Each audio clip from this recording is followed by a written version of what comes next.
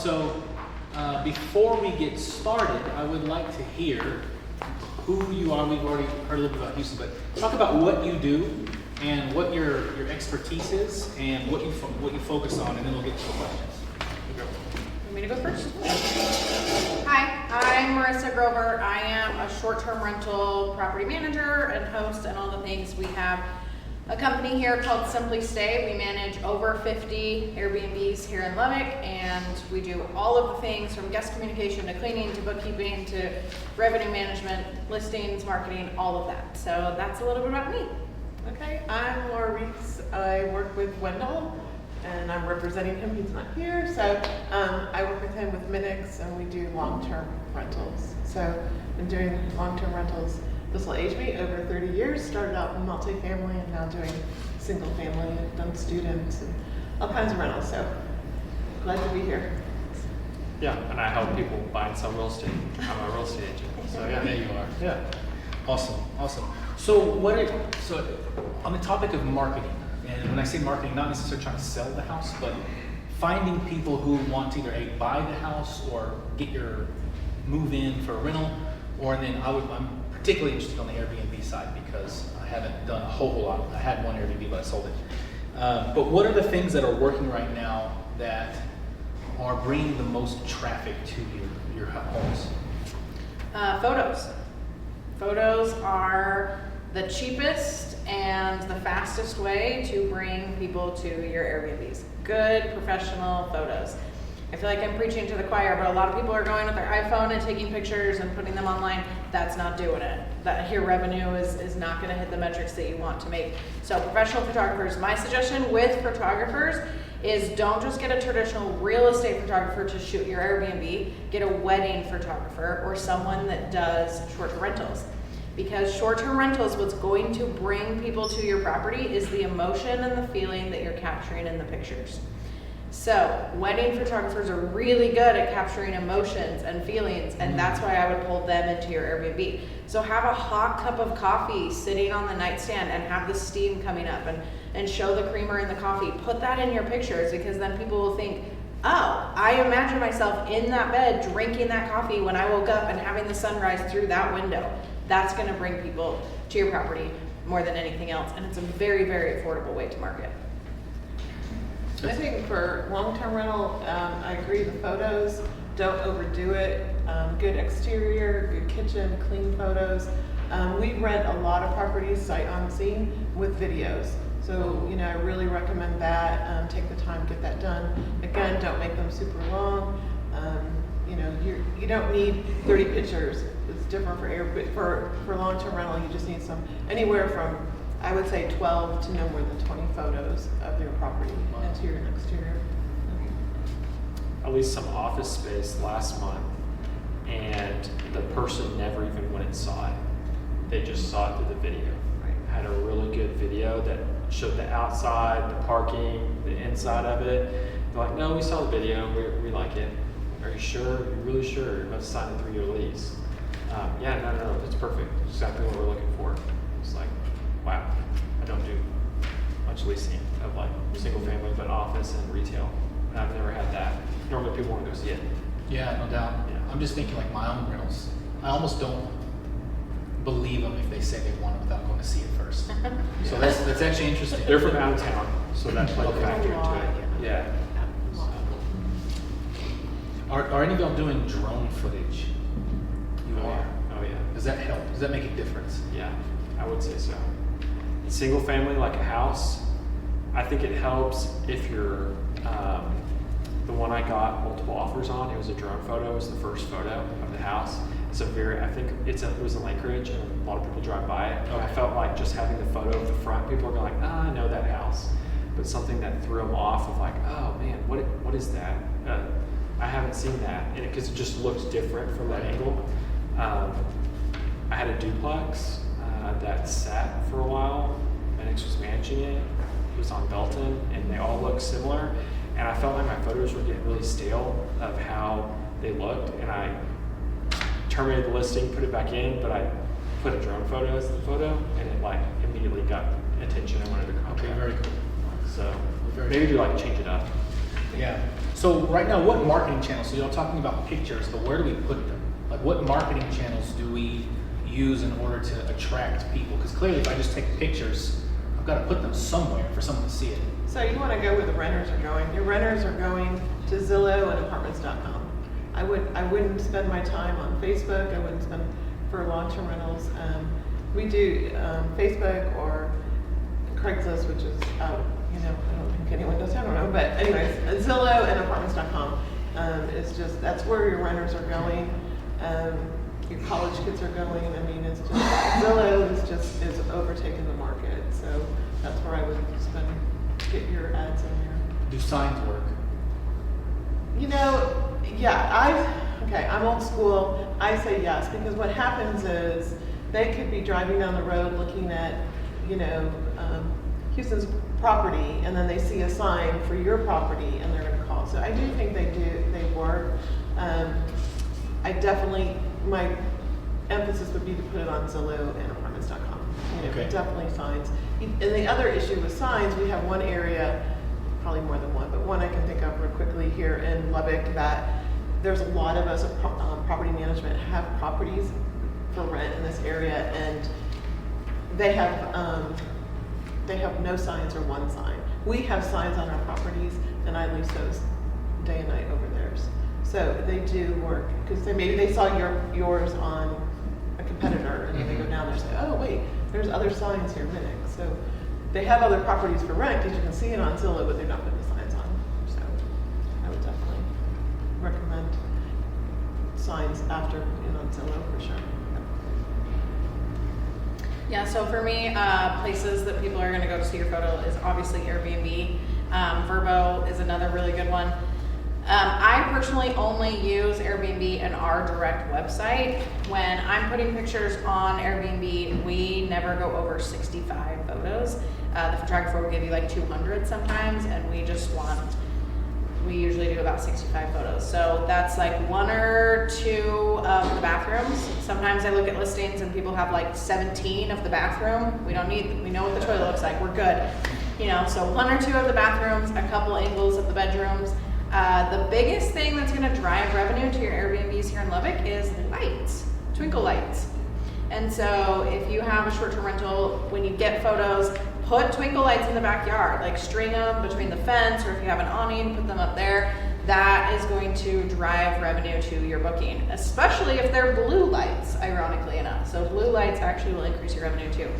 So put those on Airbnb, have the photographer shoot at twilight, so when the sun's going down a little bit, those do really, really well. What are twinkle lights? Twinkle lights, Like a Christmas tree? Yeah, string lights. Okay. Yeah, they don't have to twinkle. But yeah, just like the lights that you'd One's see. on a green rope. Yeah, Okay. that'll work. It just sets a party mood, I guess, for the backyard. Yeah, and if you're looking at a picture, like if you think of like Wayfair or Amazon or something, when they're showing those lights, they're showing with Aaron deck chairs and a circle and a campfire and the lights above, and it just looks like, I want to hang out there. That's a really nice place. A lot of people that are coming to Lubbock to travel are from Houston or from Dallas, where they get to sit outside on their patios all the time. And so they're looking for a place to sit out on the patio. They don't know we just have dirt here. We don't have anything great, just a lot of dirt. So they get here and they're like, wait a second. But they do have a chair to sit in and some lights above them. So that does help, and it increases your revenue. Awesome. I agree.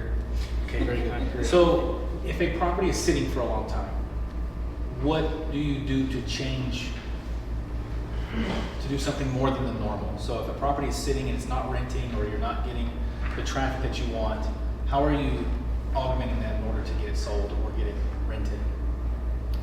For me, what I do is I every single week I look at the save to view ratio on Zillow, and I track that. And the reason is it fluctuates, and it will be normally when you go on the market, it will kind of be at a percentage, maybe like 8% list of views.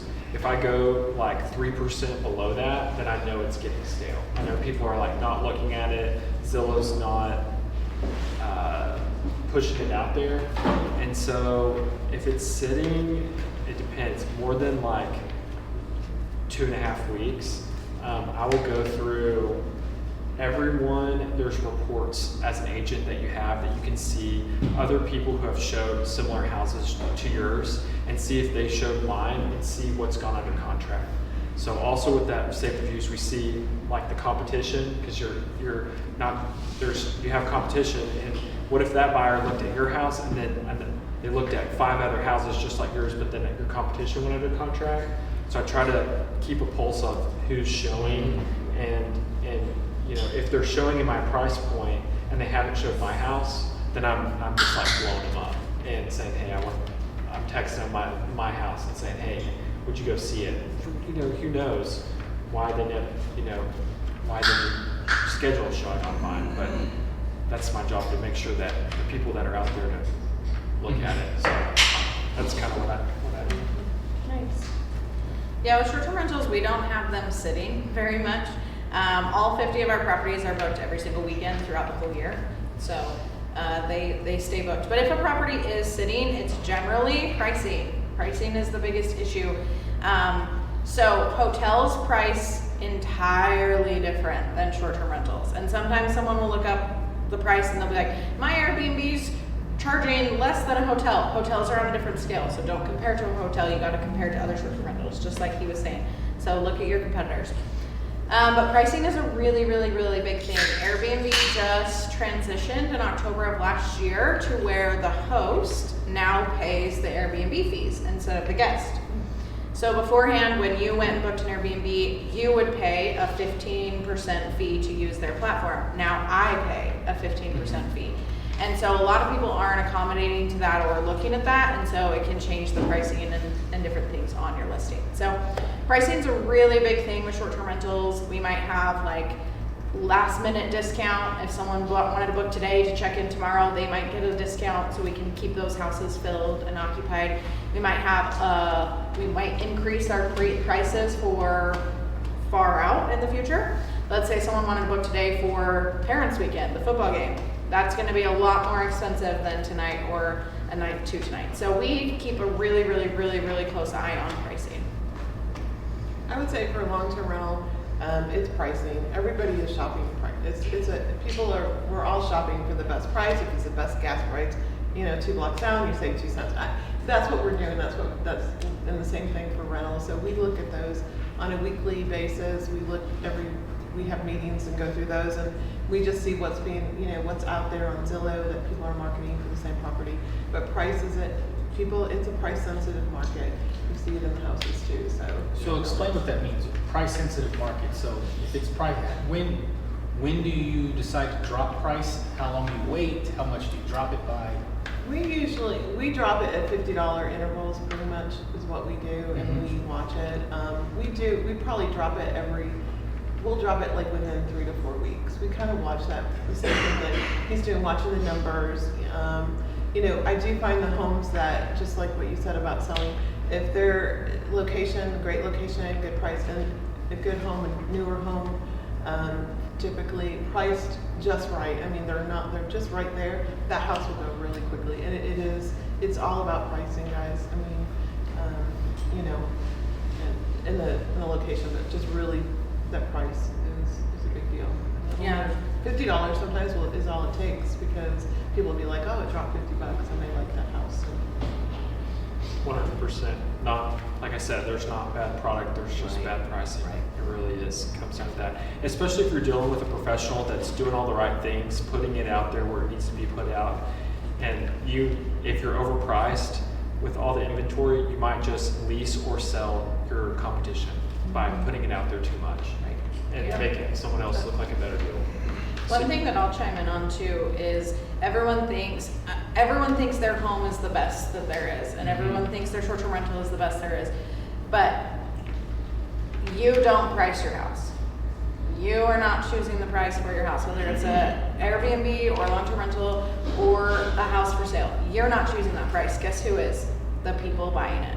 Are they willing to pay the price that you're listing? And if they're not, that's your answer, right? So with Airbnb, sometimes people are like, I want $400 a night on weekdays, on weekends, like I'm not going less than that. And they don't get booked because people aren't willing to pay that. So the guest is really the one that's setting those prices and showing you that demand.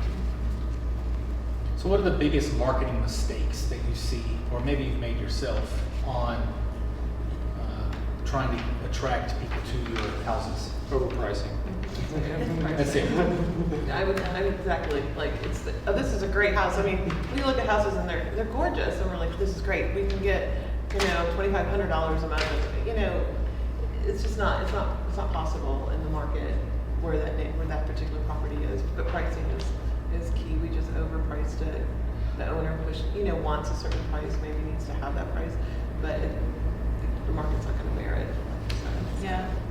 I think another thing is feeling like you have to be everywhere and do everything at once, right? So in the Airbnb world, it's like, okay, I gotta figure out how to learn Booking.com and Vrbo and Airbnb and something else and something. And I heard about this other site that I saw on Instagram and I need to be there. And then you're stretching yourself so thin that guess what? Like now you're drowning and your house is not renting and you have 7 apps on your phone and you're juggling all of it. That doesn't make your house more successful. Doing more doesn't equal success all the time. So if I was just starting out, I was doing Airbnb, I would pick one platform that I wanted to list on, and I would go all in on that platform. If it's not renting, adjust your pricing, adjust your pictures, make those changes. And then once you feel really comfortable with that platform, then add a new one. But you don't need to do it all at once. I think that just makes it really difficult for you and for the people that are trying to rent your home. What platform would you choose? Airbnb. Vrbo only brings 4% of bookings in Lubbock. So for me, it's not worth the extra 4% to go, and that's not an extra 4%. It's 4% of the bookings in the whole market. So graduation is gonna book whether you're on Vrbo or Airbnb.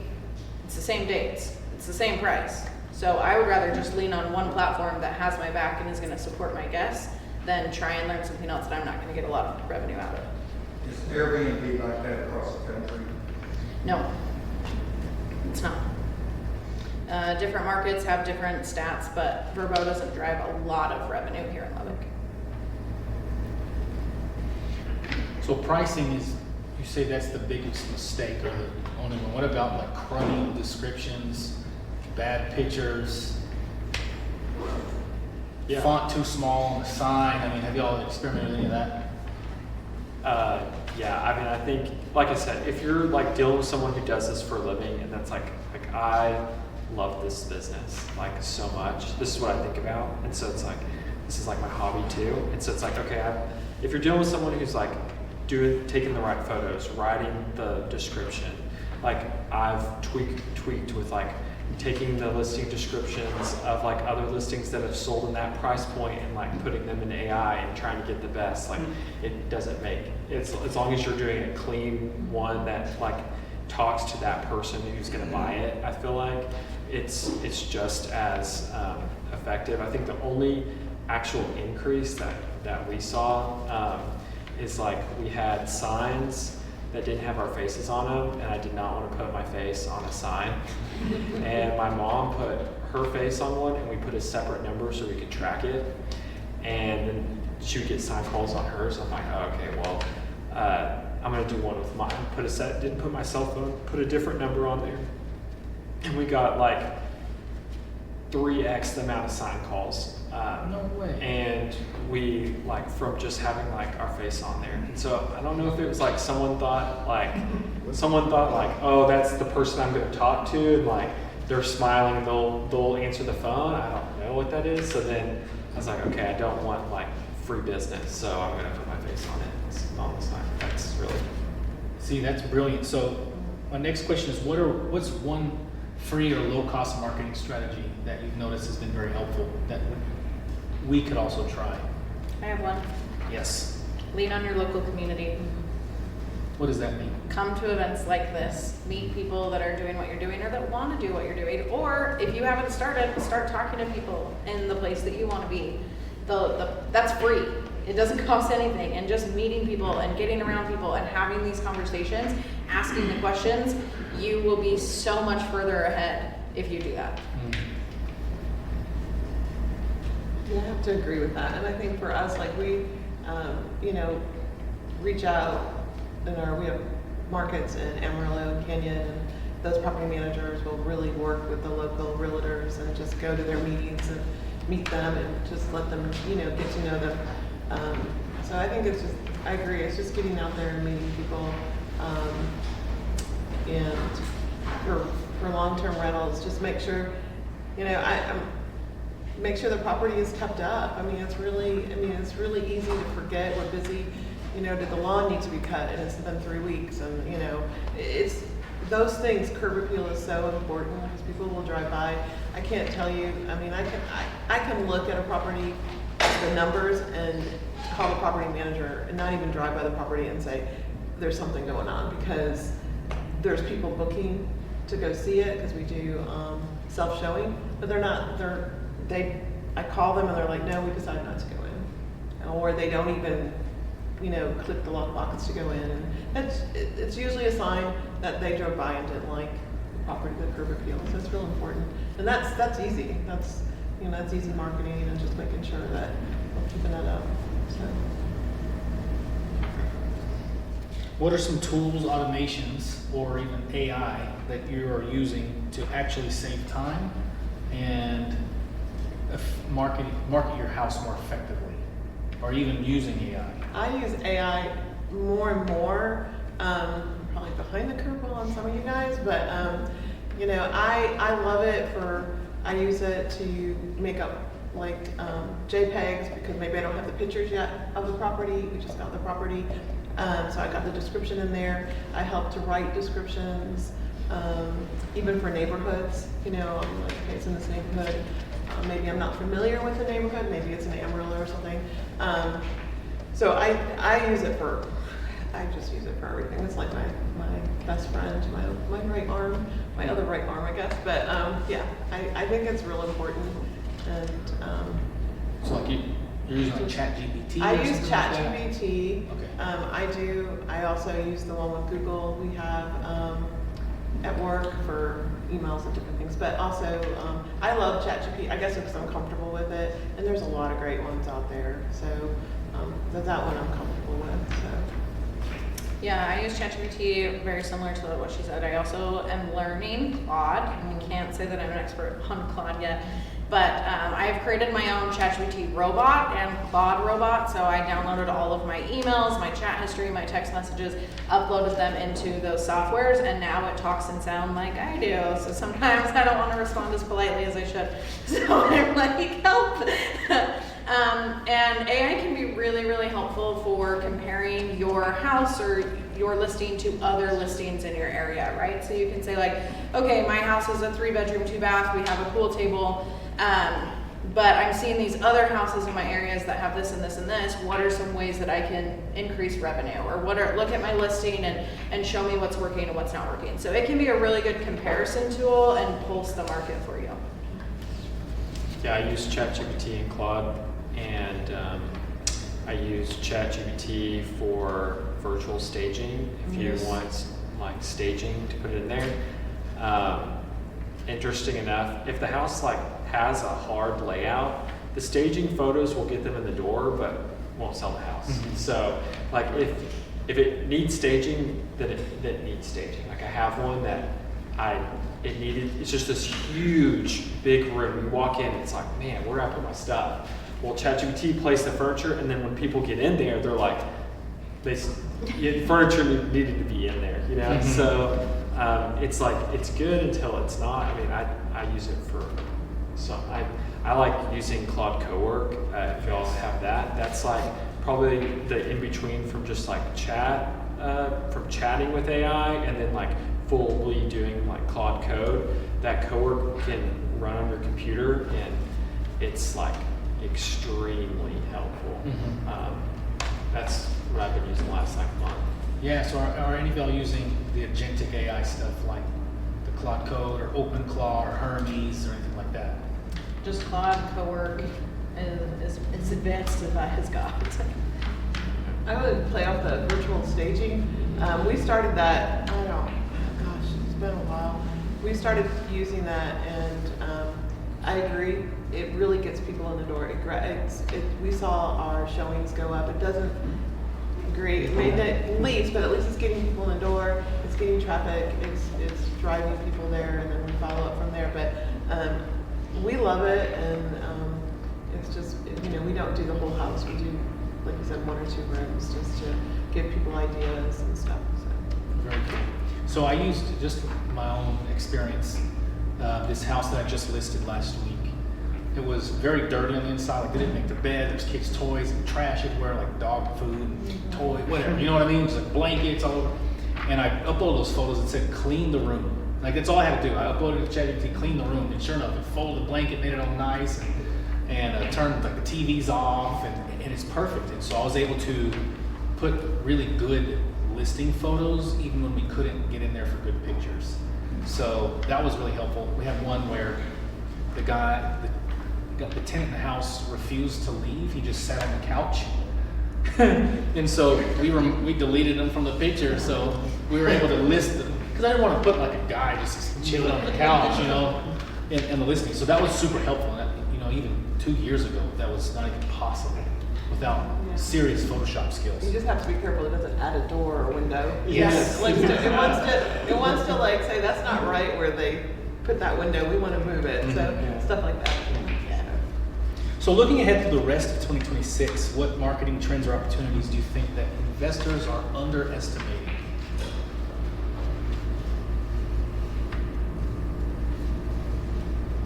Marketing trends. Marketing trends. What do you mean? So things like An example. could be what tools are you using? Like is drone footage helpful, or I is think so. this type of description helpful, or is like face on your signs?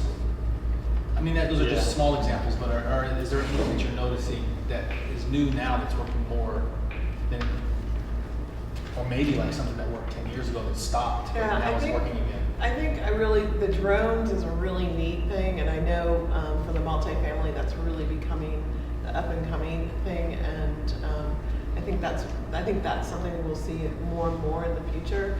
I do think we underestimate the photos that we use and make sure those photos, like with Minix, we have properties, we have owners that have been with us for 15 years. Those photos need to be updated. We don't want to be showing the photos from 2015. So I think that's super important, and investors need to know that you just can't keep recycling the same photos from 10 years ago to save yourself. I think photos, and I think just descriptions are going to be super important too.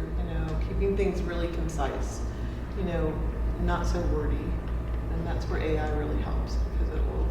How would you define a good listing description? A good listing description, in what I've seen and what I think works the best, is one, people's attention span overall is shorter than it's ever been, and probably will continue to get shorter, possibly. I think it should be no more than 45 sentences, pretty brief. Put as much as you can in there, and just keep it brief. Especially the first description, the first very top, because you want to grab them. They're not going to read. And they're also not going to flip through 7 pictures till they get to your good ones. If Right. Your good ones up front. Yeah. I would say a trend that, kind of on the flip side of that, we are living in this AI world where everything is AI. And I know from my experience, like, I want to know you. I want to know who you are. I want to know who I'm leasing my house from. I want to know who I'm staying with. I want to know their name. So my advice on your Airbnb is put your profile picture. So many people are putting like a company image or a ChatGPT graphic or something. People say every single day, I have 50 properties, we get thousands of messages. Every single day I say, hey Marissa, hey, how about this? Or I thought about this, or what should we do about this? Or we're checking out, or thank you for the stay. People are calling me by name because people want to feel that they're connected to someone and have someone that is going to be able to talk to them. We respond to every single guest in 5 minutes or less. So I think AI is really good and we have our place and we should continue to use it, but I also think human connection is underrated, and that's where we should be leaning as well. The photos, I would say, just from my experience, when you put the photos in, I'm very picky on the order that they go in, like extremely picky. Because like you don't need 4 photos of the front of the house before you get to like the inside of the house. And I'm really thinking like, if I like, just thinking how I look at houses, I like look at it and I look at like the first 4 photos. So I try to get to like the living room and kitchen. Like they always say, like you're gonna get your best return remodeling the kitchen than anything else. That I'd get to like the kitchen or the living room within the third photo, I would say. And then kind of how the layout goes, then you go to your master, then you go to the other bedrooms. The master bedroom goes in between the master bath goes between the bedroom and the other bedrooms. So that, and then you go like how you would walk through the house. But I definitely get to the kitchen or the living room like in the 3rd and 4th photo. Yeah, very cool. One thing I do too on my listing photos is I try to put it as the order that I'm walking through the house, rather than just have like all the bathrooms, all the bedrooms. I try to make it as close to a walkthrough video as I can, just so you understand what you're looking into when you get into the house. Yeah. And social media too. Social media is a really good trend to lean on. But that kind of goes back to like, if you're gonna do social media, don't just find a listing picture and throw it up on Instagram. I mean, that's not selling your house. Human connection, right? Like show your face, talk to people, give a tour, make some coffee, show people what they would be doing in that house and how you would use it. Very good.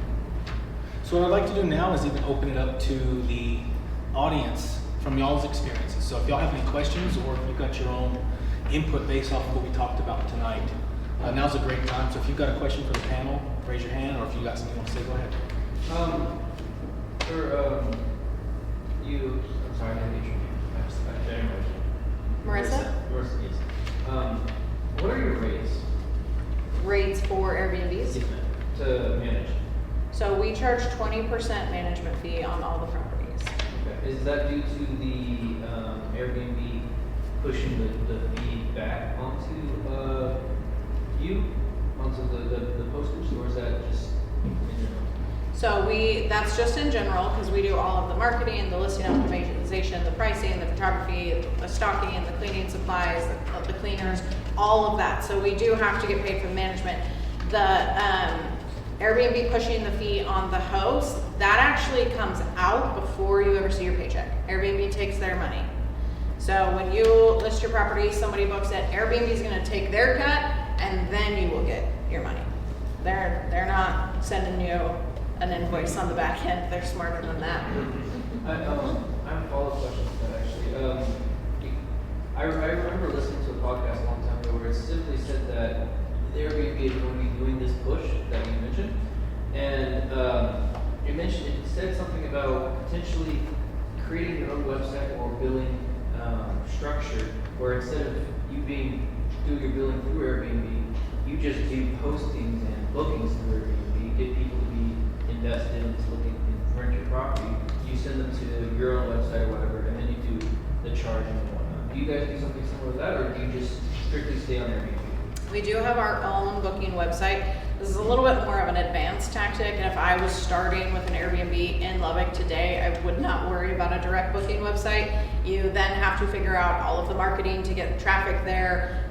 No one's ever heard of your website, so you're gonna have to teach them how to find that. So it is a little bit tricky, it can be done, but you do have to use social media, you do have to have a very personal presence. Something that works really well, this is very, very, very nitty gritty, but you can put a modem type thing into your Wi-Fi, and anytime a guest checks into your house, in order for them to get on the Wi-Fi, they have to put their name and email address, and then you can retarget those guests later.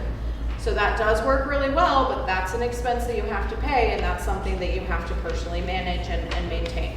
So you can do it, we do it, it's just not something I would start out doing.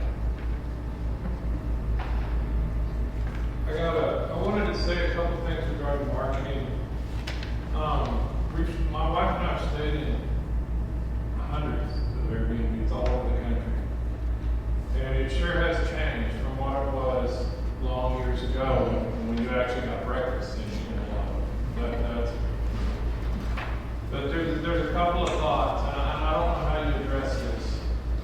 But there's a house in my neighborhood and it nags at me, because these people have had it on the market several times in the last several years.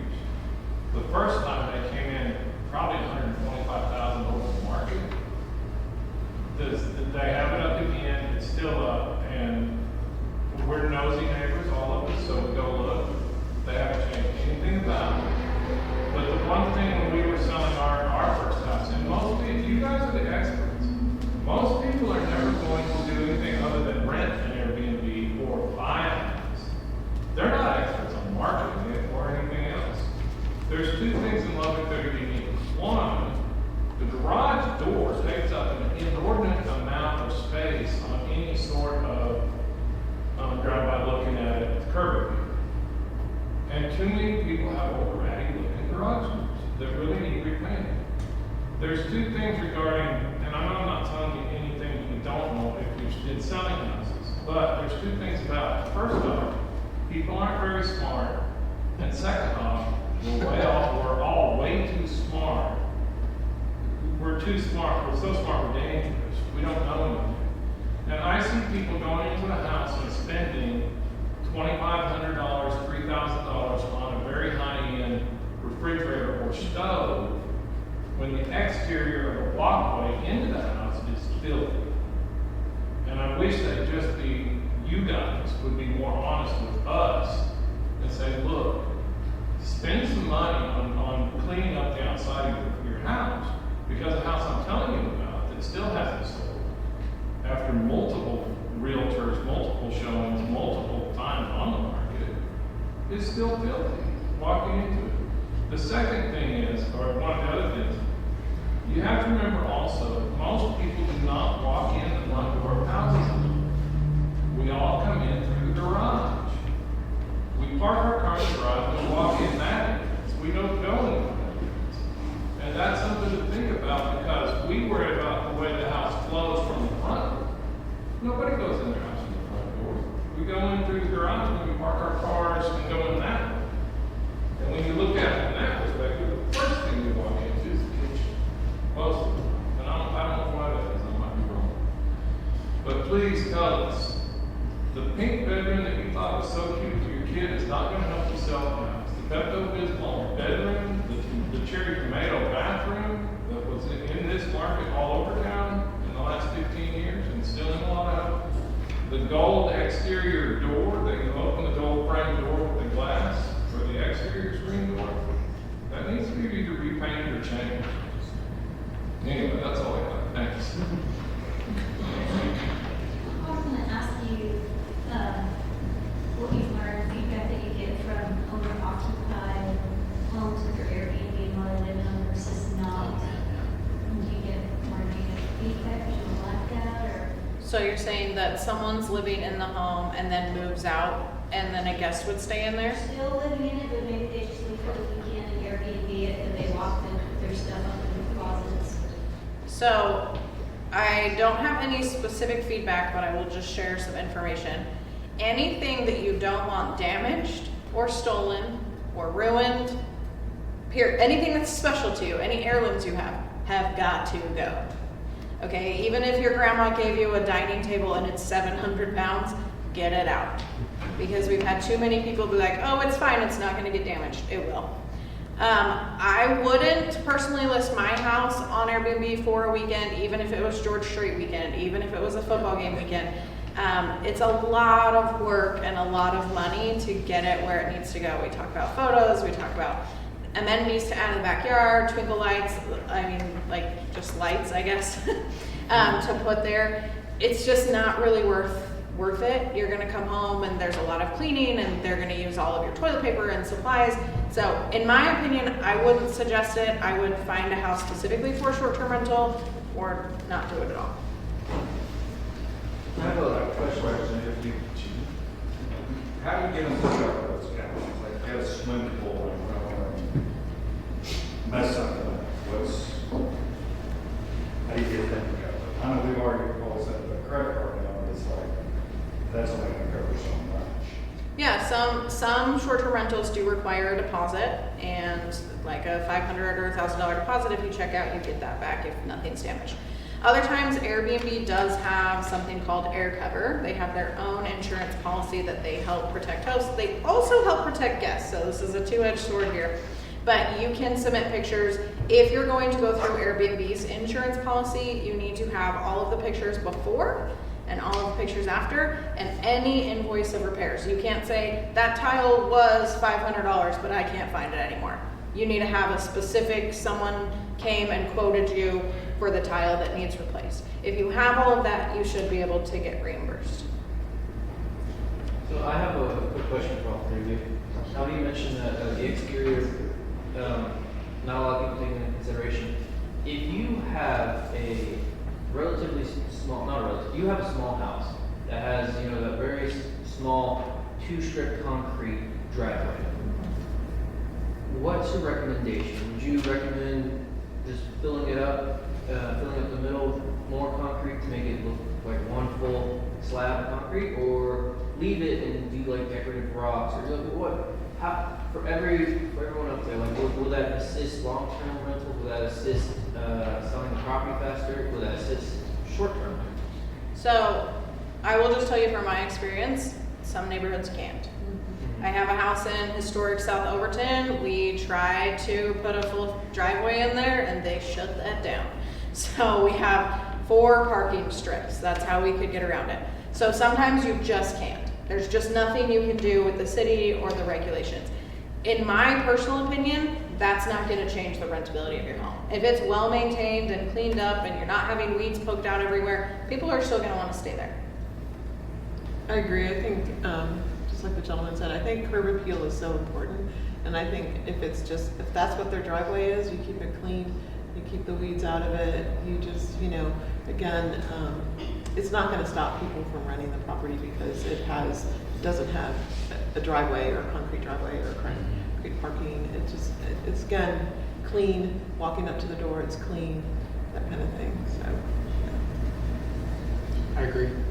Totally. Yeah. Oh, because one of my rentals, it's, you know, on,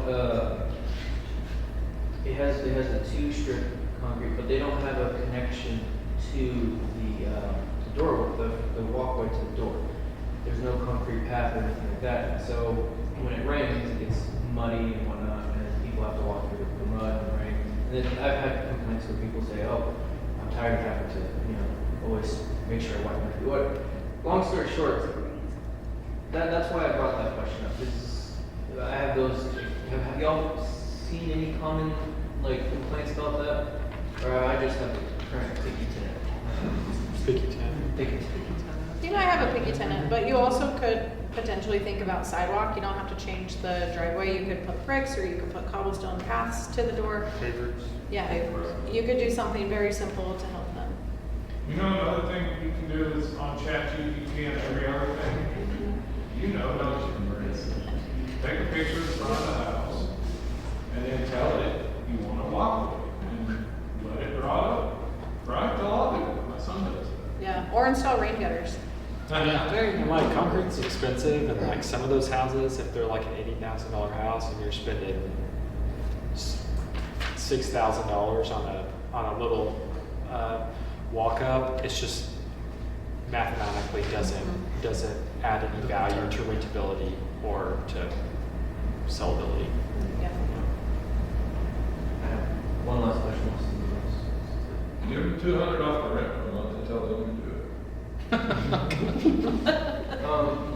What's long-term rentals, in your opinion, do they rent out better or less, the renters stay there longer if the property was furnished or if the property was not furnished? Not furnished. Not furnished? Yes. Obviously with Airbnb, the property should be furnished. Has to be. But it's got to be functional. Because walking into houses on business trips that look like museums, that's critical. Especially for children, if you're traveling with children. I mean, it's wonderful, but most people that get into Airbnb business will say, I want mine to be unique. Yours is going to be unique because you're unique. Just keep it simple. You can get a ton of stuff cheap from Hobby Lobby, put up a few pictures, get a nice period, something else. You're going to be okay. You know, we overthink it a lot of times. Because Yeah. we're not renting. Go rent others and go look at them. Yeah, but make it a home too. Like, make it something that's cohesive. I'm not necessarily an interior designer, but if Like kind of what you said, like if there's a red wall and a pink wall and a blue wall and the floorings, like some of it's carpet and some of it's tile and some of it's wood flooring, and it doesn't make sense as you're walking through visually, that's not what it should be. Like choose a color palette, you know, get a paint slab from like Home Depot and say, these are the colors I'm going for, and pick pillows that match and that match the walls and the picture frames, go with the bedding. You don't have to overcomplicate it, but you do have to make it cohesive. You do have to make it a home. You do have to make it a place that people want to walk into and want to stay. That goes down to cleanliness. Like you can't have dirt in the windowsills and dust on the ceiling fans. It's gotta be clean, it's gotta be well maintained, it's gotta be something that people wanna be in. So colors, are grays gone, done with, or are they still sticking around? What's happening? Go with what Jared and Wendell are putting in their flips. Their colors are good. I like those colors on those flips. I don't know what Wendell's putting in ours, They're really good. but I still put gray in and it's great. It's like a taupe or It's gray, a gray taupe. white. Yeah, you know Can't what I'm think of talking the about? name. Yeah, I can't It's think of look it. really Think of the good. name, yeah. Yeah. It's a great taupe. Trim is like darker, you know, a little bit darker than the wall. The wall's like a grayish taupe, and it's like a darker gray. On the interior or exterior? Interior. And then like white quartz countertops Yes. and white backsplash and carpets like a slight brown color. It's the same colors that Wendell's got it down. His colors always look good in whatever house. He uses the same ones. So it used to be white, and white was really in, but that's kind of not a thing anymore. It still is, but I feel like those colors, I don't know what they are.